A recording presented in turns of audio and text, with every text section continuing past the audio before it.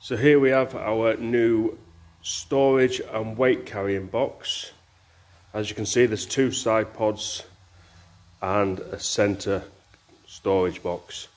The two side pods can be removed to allow you to put your wafer weights on, carrying up to 7 per side.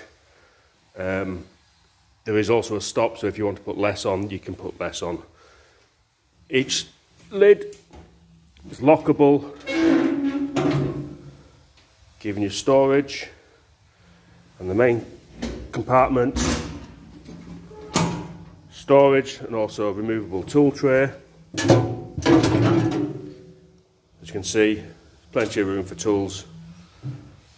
Just slide back in. The lids are lockable.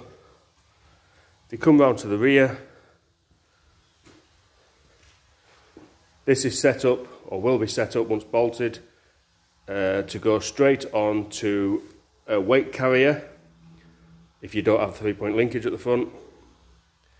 Also there you can see a bolt-on top link, so you can use your front linkage. All British built in our workshops in York. Thank you.